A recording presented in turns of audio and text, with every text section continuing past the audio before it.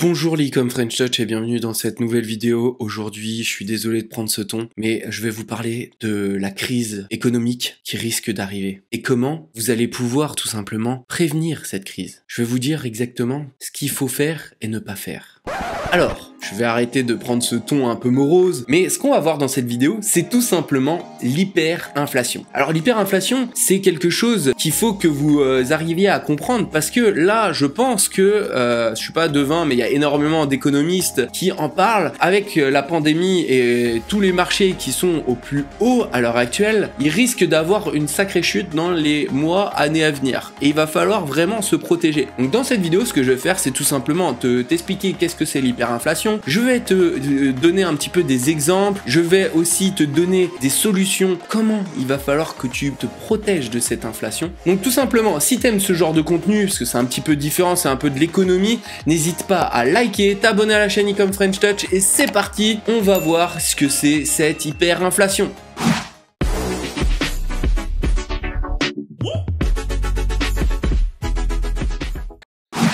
Donc là, dans cette vidéo, on va voir et on va définir qu'est-ce que c'est une hyperinflation. Donc l'hyperinflation, c'est tout simplement l'augmentation du prix de beaucoup de produits, par exemple des matières premières. On va voir par exemple le bois. À l'heure actuelle, je pense qu'on est en inflation déjà. On est déjà en train de subir un petit peu ce qui est en train de s'entraîner de toute la crise économique actuelle, donc la pandémie du Covid. On voit le bois, parce que j'ai un ami qui est artisan, et qui me dit mais c'est incroyable, j'ai le bois qui est en train d'exploser, je suis obligé de faire mes prestations beaucoup plus chères. Roman qui vient de me dire je suis en train de faire un projet pour ma maison et là ça a multiplié par 3 au niveau des prix, au niveau du bois, au niveau de la ferraille, des choses comme ça. À l'heure actuelle, je pense qu'on est en train de monter en puissance et en fait le fait d'augmenter ces prix, donc cette inflation, et ben en fait le truc c'est que il y a un moment où on peut pas monter plus haut que le ciel entre guillemets. Il y a un moment où en fait tout simplement la monnaie, les gens en fait vont voir que la valeur de la monnaie va être beaucoup plus élevée et du coup en fait les gens vont tout simplement fuir cette monnaie. Il va avoir une cassure, la confiance par exemple au niveau de la crise économique qu'on peut voir au Venezuela par exemple. Donc là vous regardez sur mon écran, on voit que donc en 2018 on avait un bolivar à 0,14, donc déjà une monnaie qui valait pas grand chose entre guillemets, mais là dès que la crise, donc la guerre civile arrivée, boum, c'est descendu, mais aux enfers. Là, 0,027 contre 1 euro. Donc ça veut dire que là, par exemple, vous avez 100 euros, vous êtes multimillionnaire. Vous êtes multimillionnaire en bolivar vénézuélien. C'est-à-dire que la monnaie, elle vaut plus rien, entre guillemets. Elle vaut plus rien. Et donc, l'hyperinflation, c'est ça. C'est exactement ça. C'est que, en gros, la monnaie, elle perd de sa valeur. Et donc, en fait, les gens, ils ont plus confiance en cette monnaie-là. Et donc, ils vont aller mettre leur argent sur d'autres actifs qui sont beaucoup plus stables. C'est-à-dire qu'ils vont, par exemple, investir dans l'or, ils vont investir dans des monnaies, par exemple, les gens qui sont au Venezuela, ou alors, par exemple, quand j'étais au Cambodge, les Cambodgiens, ils utilisent l'US dollar. Ils utilisent pas le réal qui est leur monnaie locale. Parce qu'il y a une telle inflation, il y a une telle dévaluation de leur monnaie qu'elle vaut plus rien. Du coup, ils préfèrent utiliser une monnaie stable qui savent que ça va leur permettre de pouvoir continuer à vivre tranquillement sans se préoccuper que leur monnaie s'affaisse d'un coup en quelques jours ou en quelques semaines. Ce qu'il faut comprendre, l'hyperinflation en fait, il va avoir en fait des caractéristiques, des causes. Donc là, je peux vous les énumérer. Ici, on a quand même pas mal de causes qui sont énumérées. Donc comme je vous l'avais dit, un contexte politique exceptionnel. Donc une guerre civile, une guerre internationale, catastrophe. Donc catastrophe, c'est quoi? C'est une pandémie par exemple. Une pandémie, c'est catastrophique. On a eu un ralentissement de la production mondiale pendant des années, pendant des mois plutôt, là pratiquement des années, parce que là ça continue. Donc là on est en crise économique. Sauf que on voit que le mouvement des différents marchés est à la hausse. Donc c'est un petit peu inquiétant. On se dit, il y a eu une impression massive de la Banque centrale européenne, de la banque américaine, des autres banques pour pouvoir combler en fait ce vide. 700 milliards qui a été créé donc par la BCE. On a Biden qui donne 1900 milliards aux Américains pour que la consommation augmente. Après, on va dire faire marcher l'imprimante alimente à billets, c'est pas forcément la meilleure chose. Après, peut-être que je me trompe, peut-être que il y aura pas d'hyperinflation.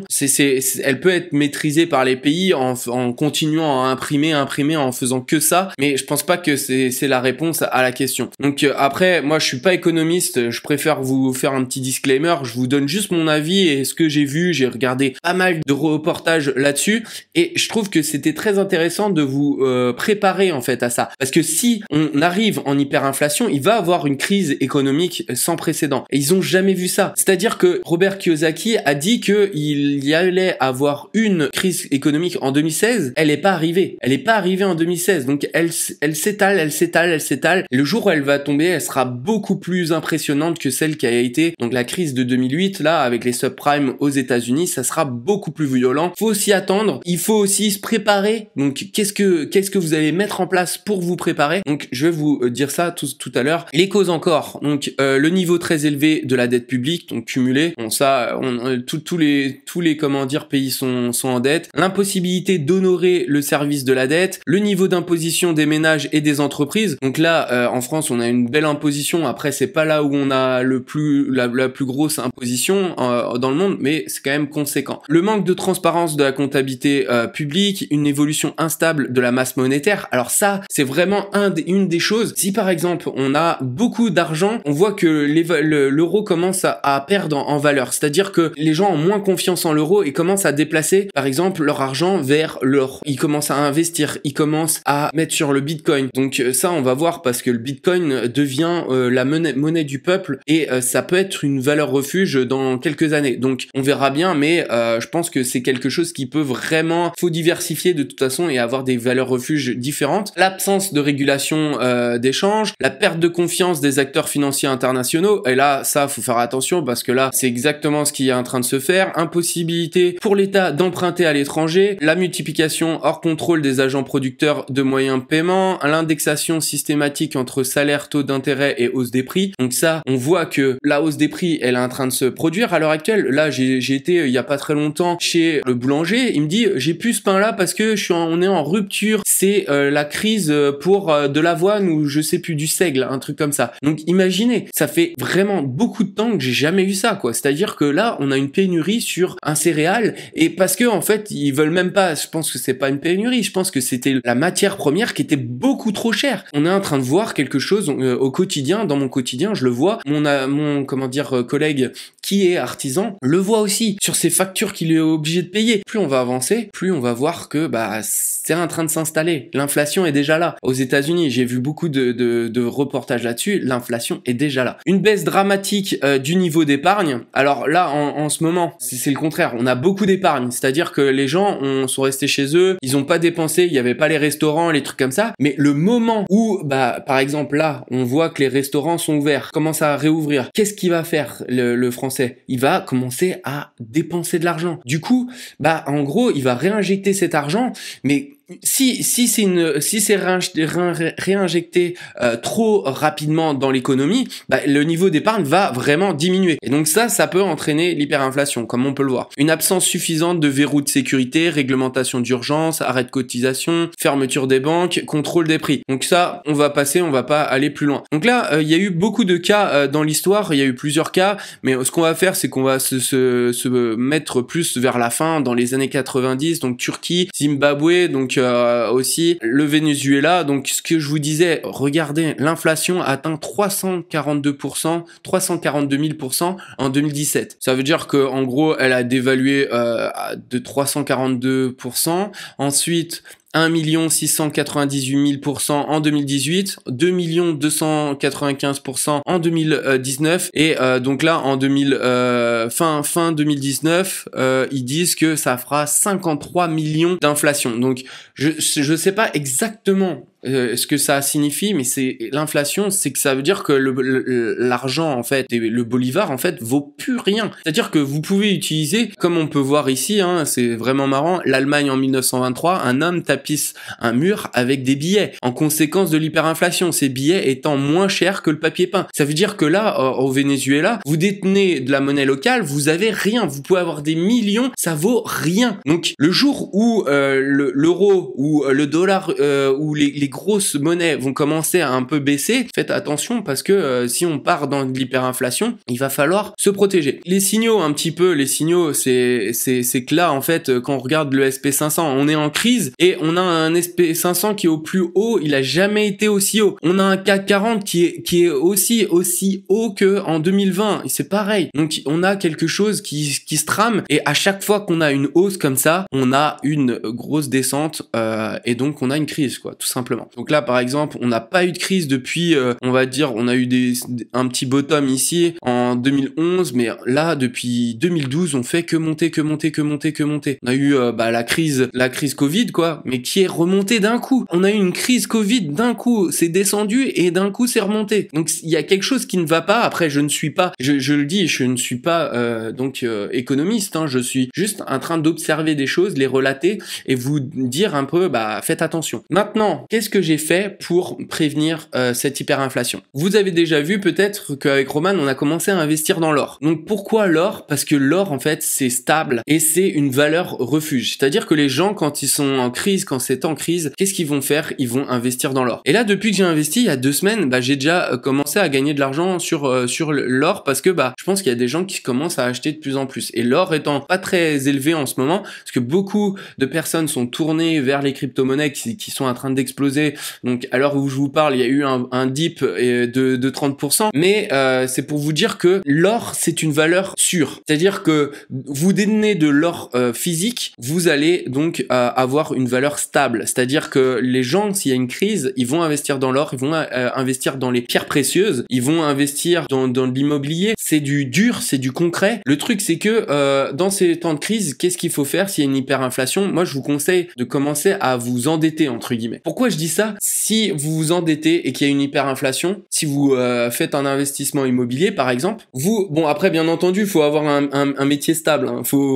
Si vous n'avez pas le profil pour investir, n'investissez pas. C'est juste que je vous dis, si vous avez un peu d'argent et que vous avez un métier stable et que vous savez que votre situation n'est pas en péril dans les années à venir, dans les mois à venir, vous pouvez écouter ce conseil, c'est-à-dire que en s'endettant, s'il y a une hyperinflation, c'est-à-dire que rien que là en ce moment il y a une inflation qui est de l'ordre de je sais plus combien de pourcents, mais qui est assez faible. Rien que ça, c'est que vous allez gagner de l'argent dans le temps. Là, les taux d'intérêt sont très bas. Moi, on m'a proposé pour 400 000 euros d'investissement un taux à 1,01. Un taux à 1,01. Imaginez, c'est donné. C'est pourquoi quand vous allez vous allez emprunter, vous allez tout simplement, s'il y a une dévaluation de la monnaie, vous allez pouvoir rembourser plus facilement votre prêt. Parce que par exemple, là, j'ai un téléphone, il coûte 1000 euros par exemple. S'il y a une dévaluation de la monnaie, cet iPhone vaudra plus parce que la monnaie alors a reculé. Par exemple, si on prend le bolivar, par exemple le bolivar au tout début en 2018, ça valait 1 million de bolivars. Maintenant, ça vaut peut-être 200 millions de bolivars, un portable à acheter. Donc en fait, ce que vous faites, c'est que vous vendez par exemple une chose. Là, j'ai une hyperinflation. C'est pour vous donner un cas concret, comme ça vous comprenez un peu plus. Je vends mon téléphone dans 5 ans, quand il y a peut-être pas 5 ans, mais dans 2 ans, quand il y a la crise, par exemple l'euro s'est cassé la gueule, et moi je peux vendre ça, et peut-être que là il en vaut 1000, peut-être qu'il en vaudra 100 000, parce que l'euro, bon après, je ne dis pas que ça peut arriver, je dis juste c'est peut-être un scénario qui arrivera jamais, mais c'est ce qui est arrivé donc au Venezuela. Dans le cas du Venezuela, il y a beaucoup de paramètres qui font que c'était prédit. Là, nous en Europe, on a quand même l'euro, c'est une monnaie forte. Les États-Unis, c'est pareil. Donc ils vont essayer de préserver quand même la valeur de l'euro, la valeur de l'US dollar. Mais une fois que si ça se casse la gueule entre guillemets, je sais pas ce qui pourrait arriver. Je ne sais pas. Mais en tout cas, préservez-vous. C'est ce que je vous disais. Si vous avez emprunté, par exemple, j'ai emprunté 400 000 et que la monnaie se casse la gueule, là, par exemple, un portable qui coûtait 1000 euros en vaut,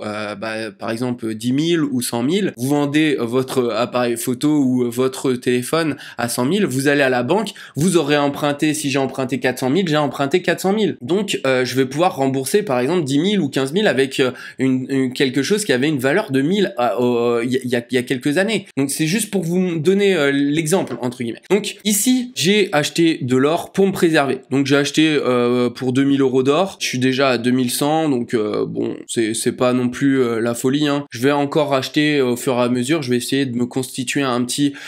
Il n'est pas chez moi, hein, pour ceux qui il est en fait entreposé chez Gold Avenue. Donc ça c'est un site internet qui est super bien parce que vous pouvez acheter de l'or et le faire entreposer dans un coffre en Suisse. Et je vais vous dire aussi une chose, c'est que le Bitcoin, donc on appelle ça la monnaie du peuple entre guillemets, le Bitcoin, parce que c'est décentralisé et ça a été conçu un petit peu en essayant de calquer sur le modèle de l'or, c'est-à-dire que en gros que le Bitcoin devienne une valeur stable et refuge pendant la crise. Les gens par exemple qui sont au Venezuela, j'ai vu un reportage là-dessus, qui ont investi dans les crypto-monnaies. La crypto-monnaie, elle avait beau être volatile à l'époque, ils ont perdu moins d'argent en mettant leur argent sur les crypto-monnaies que en le gardant dans leur banque, parce que l'inflation était telle que l'hyperinflation, ça leur a vraiment plombé leur économie. Donc voilà, j'espère que vous avez mieux compris cette chose-là. Je veux pas être alarmiste, je veux pas être complotiste non plus,